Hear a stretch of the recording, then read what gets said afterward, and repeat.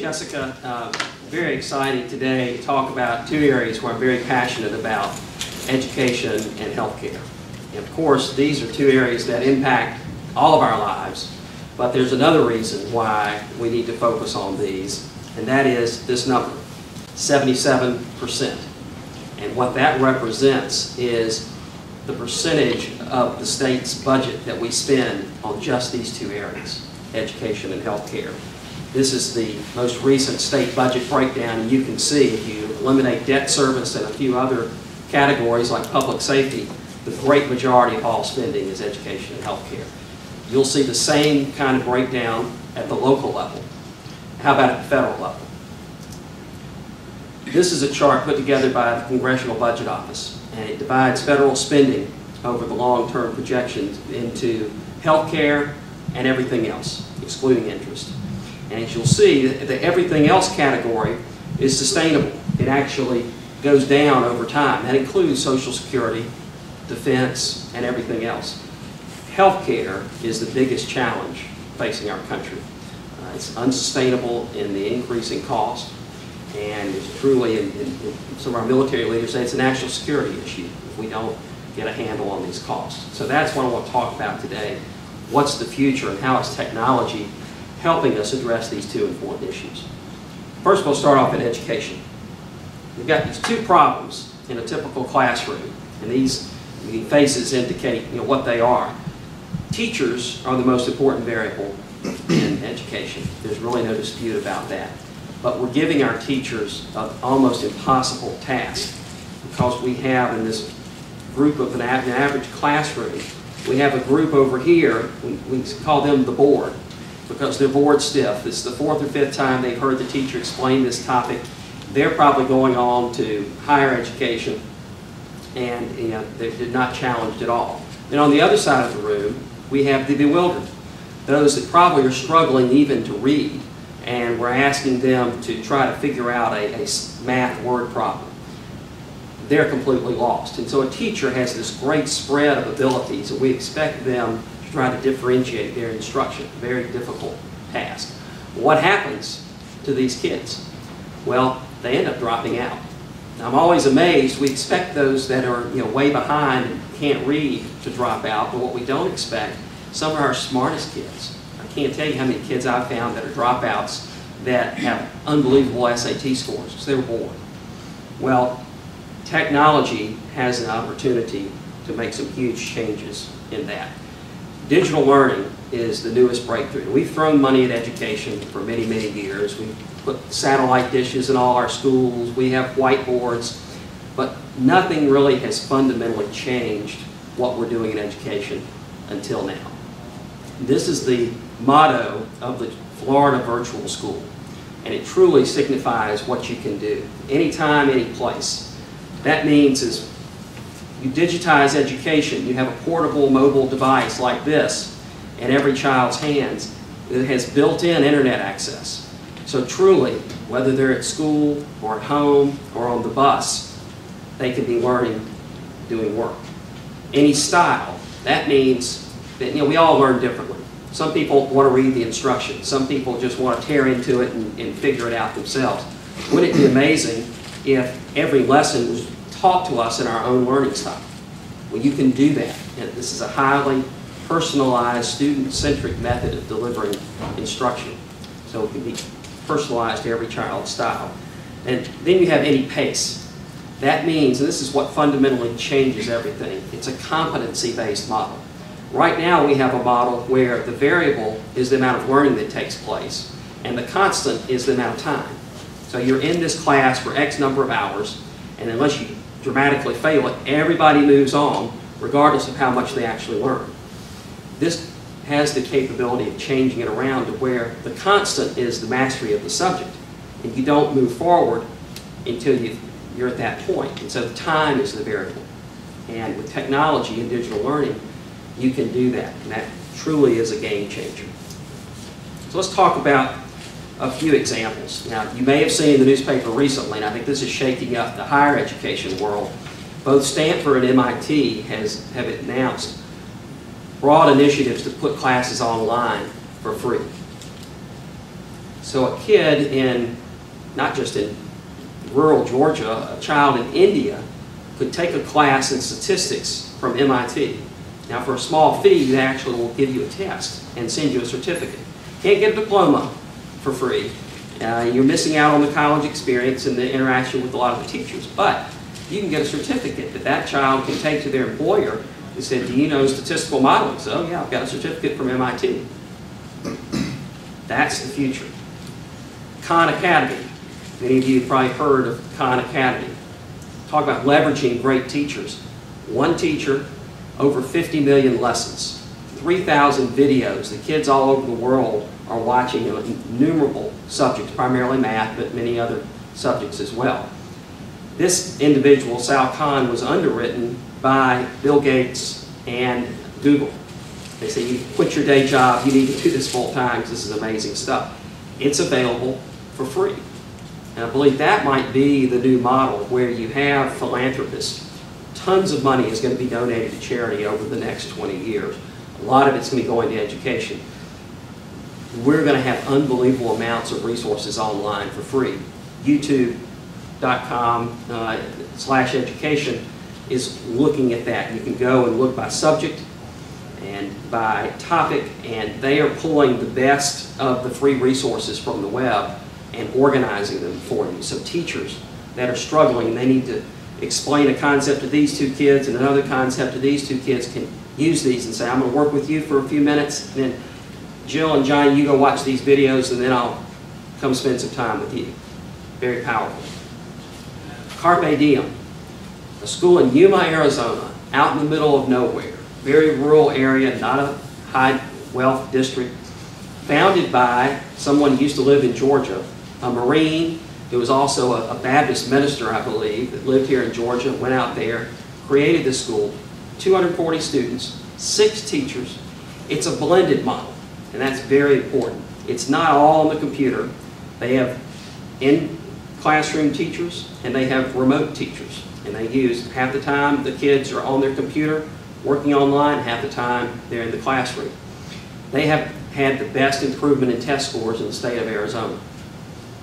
They're spending about $4,000 less per student than the average student in Georgia is receiving in funding. Tremendous opportunities, but this shows how this digital learning can be applied in the real world in Arizona. There's a great video, and I'll show you a link where you can watch the video about Carpe Diem. Dropouts. You may be familiar with communities and schools. They're here in Georgia. Neil Shorthouse does a wonderful job. If you go into one of their performance learning centers, you'll see the kids in front of computers with their headsets on. They're using a blended model. They have in-room teachers as well as computer models. Very successful. I talked to some of those kids. They love working on the computers, moving at their own speed, able to ask teachers questions if they have them.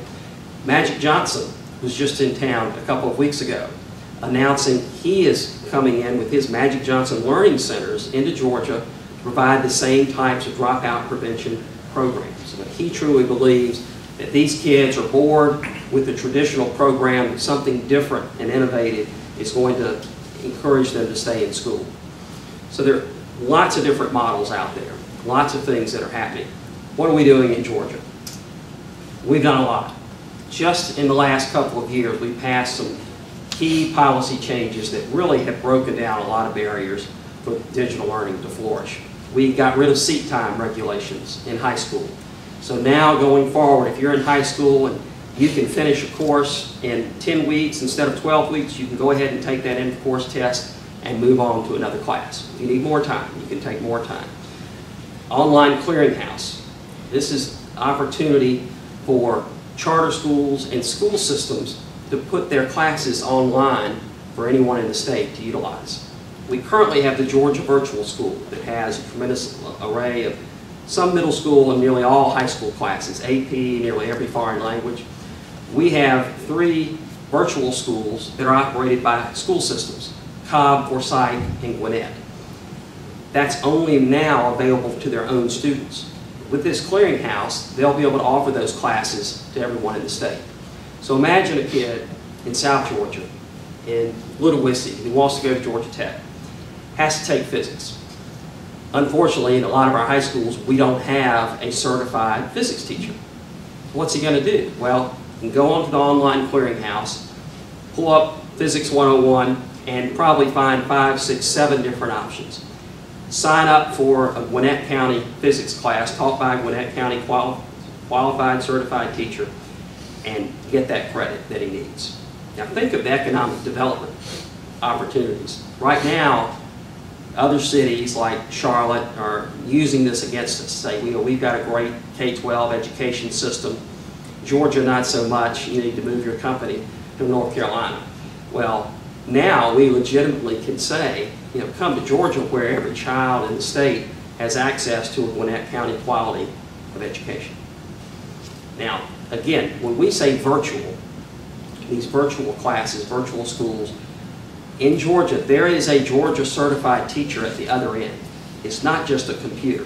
And that teacher, even though they're not face-to-face, is texting, is emailing with the student, is calling the student on the telephone. So it is an engaged experience. And the blended model is even better because not only do you have that remote teacher, but you also have the face-to-face teacher. I like to say, that teacher is responsible for inspiration and application. Motivating the kids, putting the hand on the shoulder when it looks like they are struggling with something, but also saying, all right, you've learned this skill of the Pythagorean theorem, here's how you apply it in a real-world situation. So there's no replacement for quality teaching. I want to make sure everyone understands that. So what do we do going forward? There are 3 things that are going to be critical. First of all, the Supreme Court had a ruling last May that changed a lot in education. It said that local school boards have exclusive authority in education and really put a damper on charter schools. Well, an amendment was passed in the legislature and it's going to be voted on this November. It's critical for digital learning because obviously when things are on the internet, it doesn't respect county boundaries or school system boundaries. And a lot of these schools that are coming online need the flexibility of being a charter school and want to have a statewide opportunity to offer their classes. And unless we change this in our Constitution, that's going to put that out of bounds. So that's important. We also this year, or beginning of next year, the next legislative session, are going to be completely redoing the way we fund our schools. The funding formula called QBE was created in 1985. We've got to make sure that that funding formula represents not how we educated students in 1985, but how we do it in 2015 and they're on. And finally, transforming testing. Nobody likes tests. The teachers don't like it, the students don't like it. I think this really allows us to transform testing into something we've never seen before. And it's much more closely aligned to taking quizzes as we go and showing our mastery of each incremental product and doing that at our own speed instead of the whole class taking one large test at the end of the year at the same time. It's going to completely change the way that we handle accountability in Georgia. Very exciting. So let's move on to healthcare. First thing that we've seen, again, is technology that's actually being used. We've had telemedicine in Georgia for many years. It used to be these special centers that you had to go to actually do telemedicine. Well, now it's distributed across the state, and I'll give you 3 examples of that. The first is in Augusta. Stroke is one of the most expensive diseases that we have in Georgia. It costs the state a tremendous amount of money. Time is of the essence when you have a stroke, just like a heart attack. What MCG, now called Georgia Health Sciences University, GHSU, did several years ago with the REACH program was put these little telemedicine units in rural hospitals all around the Augusta region. So if you're in Sandersville and you have a stroke and you go to your Sandersville Regional Hospital, they immediately will wheel in one of these devices where you're face-to-face in high-definition television with the stroke specialist at GHSU. We'll then evaluate your symptoms and determine whether you need to administer the anti-clotting drug to help break up the blood clots and hopefully stop any damage that has occurred. That could be the difference between being debilitated for the rest of your life or dying and making a full recovery. Then once you're stabilized, they put you in an ambulance and get you to GHSU, where the doctors are all ready for you. They have your vitals. They're ready to accept you. Second, Nashville, Georgia. You may not know where Nashville is. Down near Waycross, southern part of the state. It's about an hour's drive from Valdosta. They put these telemedicine units in the schools. So now, instead of your child has an earache and goes to the school nurse, instead of calling the parents have to get off work, drive to Valdosta, wait, basically blow their entire day. With parental permission, they have an agreement with the pediatrician group in Valdosta, so they can do a remote visit. And these machines are amazing. That the nurse can look into the ears, into the throat, and use the stethoscope, and the doctor hears and sees everything in high definition video. And we've worked out a way to pay for it. Both Medicaid and the state health benefit plan and private plans pay for these consultations. If they need to prescribe a drug, they will electronically send it in to the local pharmacy, which will deliver it to the school, to the nurse, and the nurse can actually give them, say, their first round of antibiotics before they go home for school. That's saving a tremendous amount of money and time. And finally, Warm Springs. We were just down in Warm Springs, Georgia, to see the Roosevelt Hospital there. It's owned by the state of Georgia. It's losing a lot of money every year. They have great opportunity because they have a CON which would allow them to have up to 40 ventilator beds, individuals that may be paralyzed or otherwise need a ventilator. Now, if the ventilator doesn't work, you're in bad shape. So you need to have the equivalent of an ICU there, which they do not have. They can't afford to do that. So they only have low-level patients, maybe 2 patients at a time, that need those kinds of services and are not very acute.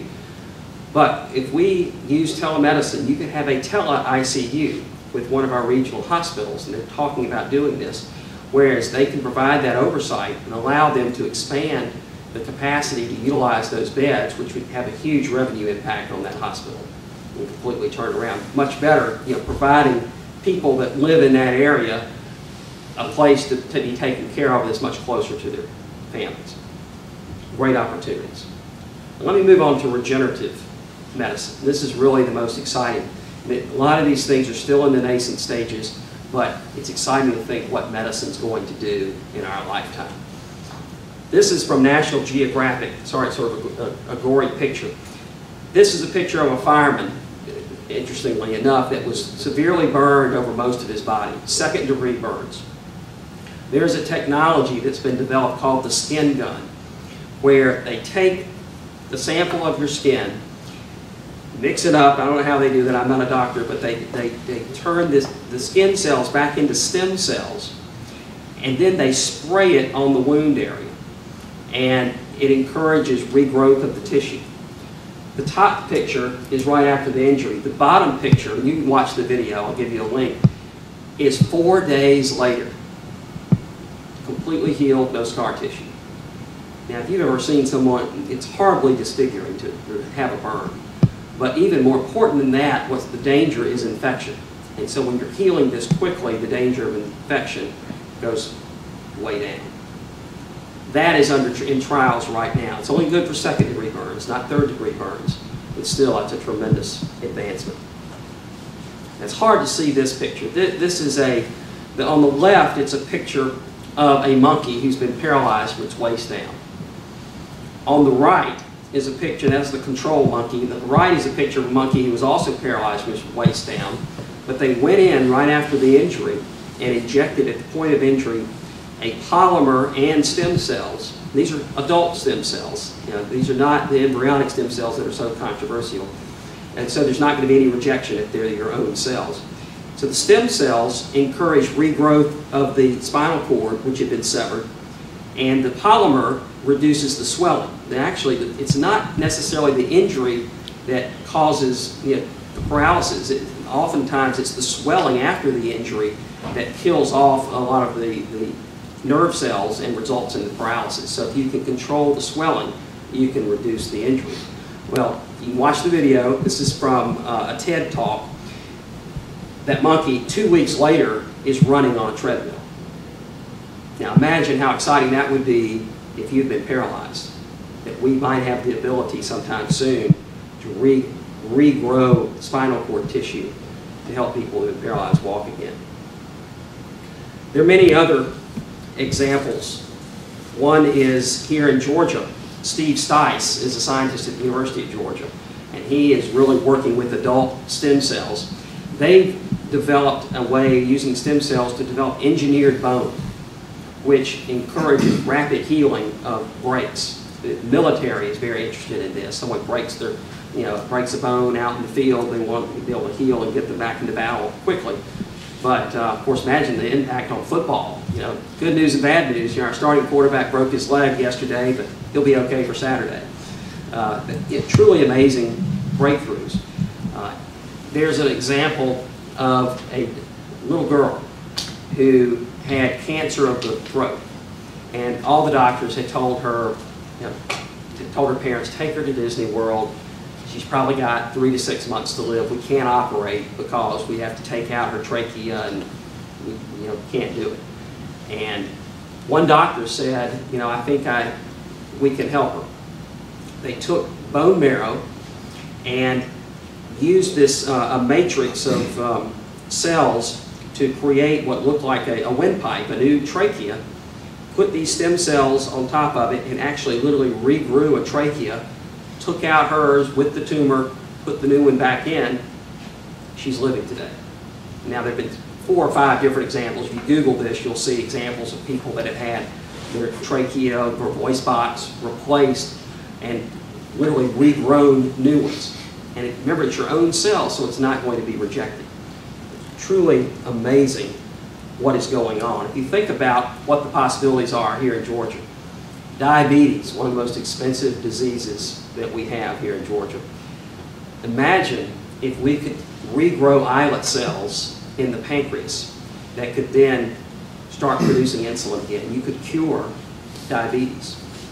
Think of heart disease, another very expensive disease. At St. Joseph's Hospital, they are now injecting stem cells into damaged heart tissue and trying to regenerate heart tissue that we never thought would regenerate before to create a healthy heart. These are huge breakthroughs that Georgia has a great opportunity. Why do I think that? It's been hard to read this. This talks about what are the assets that we have in this area. We have a huge military presence. The military is very focused on healthcare right now. A lot of money being spent. We have national leaders. Anybody ever heard of Bill Foege? I hadn't heard of Bill Foege until a few months ago. We've all heard of Stalin, Hitler, Khmer Rouge, people that are famous for killing huge numbers of people. Have you ever seen a list of people that are responsible for saving lives? Well, they did a list, and at the top of the list is Bill Foege. He lives in Atlanta. He is working with the Carter Center and Care International, curing river blindness and many other diseases all around the country. They truly list him as saving more lives than anyone in history. He lives here in Atlanta, so we've got great leadership. We've got great research institutions. We're here at Georgia Tech, Emory, and many others. We have industry leadership in many areas, healthcare, IT, medical device manufacturing, digital media, all kinds of areas. We have leading research in areas. I didn't realize this till recently, but Georgia Tech has the #1 program in prosthetics in the country. Not to mention bioengineering and many other areas in nanotechnology. We have the pieces where we could be a leader in both neuroscience and regenerative medicine. It doesn't make sense to compete with North Carolina in pharmaceuticals. We've got to focus on where we have a comparative advantage. We've got some great opportunities in these new areas of technology. I mentioned the military. Through Ross Mason, who's a senior fellow with the foundation, we created the Georgia Warrior Alliance, working with the Joint Chiefs of Staff to create this partnership, because Georgia has such a huge military presence here. This partnership is going to allow us to hopefully work together with them in research and in healthcare areas, not only in finding cures, but also translational research, because we have a lot of wounded warriors here in Georgia, and the FDA regulations don't apply to the military. So you can do a lot of clinical trials and things that you couldn't do in other areas. What else do we need to do? Well, in addition to research dollars, we think a statewide clinical trial network would be valuable. We already do a lot of clinical trials, but the challenge of a clinical trial is that it takes forever to go out and recruit people and find out where they are and convince them to sign up for the trial. What if you had a sort of a LinkedIn system where you recruited people that would be eligible and interested in participating, and you had a database already ready? So a drug company would come in and says, we need this many people with this disease, this many people with this disease. Hey, we've already got them. We got their contact information. They've already said they want to participate. Boom, you could be up and going in just a few weeks. That would be incredibly powerful. How would that help us? Well, if you participate in a clinical trial, studies show that you get about $900 of free health care. We have a lot of uninsured Georgians that would really find that beneficial. We could use our free clinics and community health centers to recruit people to populate this database. And, you know, be a huge boon to Georgia where all this clinical trial research is going on, and bring in a lot of healthcare spending and free resources for our uninsured. The second thing we've got to work on is commercialization. We have lots of entrepreneurial activity. We've got great research universities, but we have a hard time getting these companies to grow and then stay in Georgia. We need more technical assistance. We need more capital. We passed pension reform in Georgia. We're no longer the only state in the country that doesn't allow its pensions to invest in venture capital.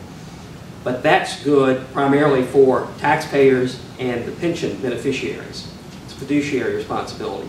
Doesn't necessarily help us keep companies in Georgia. 75% of the venture-funded companies in Georgia leave after 3 to 5 years, right when they're growing and starting to hire a lot of people and pay a lot of taxes. We've got to address that situation. We also need to help them move their IP and commercialize their technologies. Georgia Tech has already adopted a standard IP contract. So literally within 48 hours, they can turn around an intellectual property contract and get that ready to be licensed very quickly. Stanford has done this very well for many years. Stanford's philosophy is we're not going to make our money on selling the IP. We're going to make our money because we're going to let people like Jim Barksdale create these very successful companies. They're going to have a warm spot in their heart for Stanford, and they're going to come back in and give us a $100 million gift. That's worked out very well for them. I think Georgia Tech and our research universities could do the same thing. Finally, tax and tort reform. Where does capital come from? Capital comes from wealthy individuals. We have a relatively high income tax. That is a detriment. It's also a detriment to recruiting companies and individuals here. They're very highly paid, they're very skilled, they can live wherever they want to. We have an income tax that's even higher than Boston. Certainly not zero like it is in Austin. So that, it's not the end-all be-all, but it becomes, when all else being equal, that is an issue that keeps coming up. So we are focused on trying to reduce our income tax rate. Second, tort reform. Medical malpractice is a huge cost. Defensive medicine is estimated to be as much as a quarter of all healthcare spending. Caps on economic damages didn't work in Georgia because the Supreme Court overturned them. We believe a new system focused more on no-fault workers' compensation model could do a much better job. I'll give you two statistics, and I'll close with this. Statistically, you're at the same risk of being a victim of medical malpractice today as you were 30 years ago. It's not getting safer. And if you are injured, not a frivolous lawsuit, but if you truly are injured by negligence, you have less than a 1% chance of getting compensation. Now, if you're poor or elderly, or if you live in a rural area, it's even less than that. So the system's not working. It's not encouraging patient safety advances. It's not getting compensation to those who deserve it. We believe we could do much better, and at the same time, reduce defensive medicine and focus more on reducing errors. And so there's an exciting new proposal. We've got a paper written on it. We hope that the General Assembly will consider it next year. Links to many of these videos and more information on the things I've talked about are these two addresses on our website. We have lots of papers that are written on statewide clinical trial database and on innovation in Georgia, what we need to do. We're a nonprofit think tank that focuses on how Georgia can best position itself and what policies we need to incorporate. We're supported by tax-deductible contributions, so we'd love to have you all as members. And we're very excited about Georgia's future. We think we're right on the cusp of really making a lot of progress. Thank you very much, and happy to answer any questions. What we did this year in the legislature, we took our traditional industries. We've got great backbone of traditional industry, talking about mining, manufacturing, forestry, and agriculture. We've always been strong there. We got rid of the sales tax on energy and manufacturing, which was a huge burden, right as a lot of companies now are bringing manufacturing back to the United States. There are not many states that have a better value proposition for advanced manufacturing than Georgia. And those are good jobs, and that's great. But now we need to turn our focus to technology, because we believe those are the jobs of the future. In addition to our stable traditional industries, we believe that Georgia's got a great opportunity.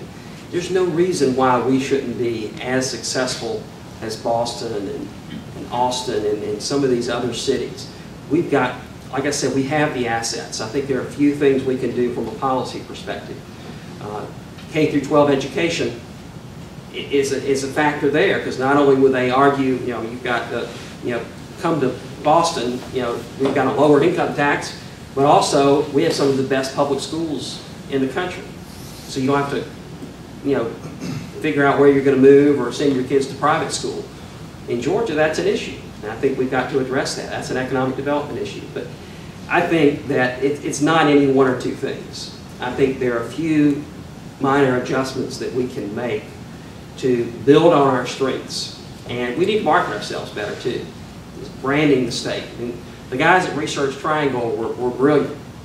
Silicon Valley. I don't know if we're going to be successful at coming out with two words that can be branded like that. But Atlanta is not necessarily branded, and we need to change that. I absolutely agree. And that's why we're very careful to call it digital learning, not virtual learning. But virtual, immediately people will say, oh, well, that's great for some kids, but it's not great for others, which is true. You have to be more disciplined to just be at home and do everything on your own without some of that interaction. That's why we really believe that the blended model is so important, like Carpe Diem. You'll see how they do it. It's a mix of online and then bringing the kids together to do group projects and to do, how do you do problem solving? Based on the skills that you've learned, you may have practiced them online at your own speed. Rocket ship schools is another example, elementary schools, where the computers actually know where every child is, and they, day by day, will pull out the kids and give them a schedule where only the kids that are ready for a certain project show up. So a teacher knows that all of these kids that show up today in her class for this project have all the underlying skills. But you've got to have, you can't replace a teacher. You can't say that more. And you've got to have the social skills. And some of the kids coming out today have horrible, presentation skills, and that's so important. And some of those soft skills, work ethic and how you talk to people and eye contact. People can speak publicly. We go to at Tech High, we have students that give tours, and I always tell those kids, I said, you have no idea. Just talking to adults, making eye contact, you're so far ahead of so many people, that's going to be such an advantage for you. So you're absolutely right. It does not replace the social interaction. That's why, hey, frankly, if you're a parent, most parents don't want to see their kids all day. They want them to go to school and go to a place where they're going to be with other kids. And here's the other thing, too. What happens now with the bright kids? Well, we send them on. There was a story in the Atlanta Journal-Constitution about a 14-year-old boy who was attending Morehouse. I got a 15-year-old. I don't want my 15-year-old around high school seniors, much less around college students. But with digital learning, you can actually take the courses online in your high school and then go out and play with your peers at recess. And socially, you can work with them. So you're absolutely right. I think we've got to find that mix, but the emphasis is on using these tools, but having a blended solution, which hopefully gives us the best of both worlds. Anyone else? Well, thank you very much. It's been great with you. Please call us if you have any questions, and we've got lots of resources on our website for you.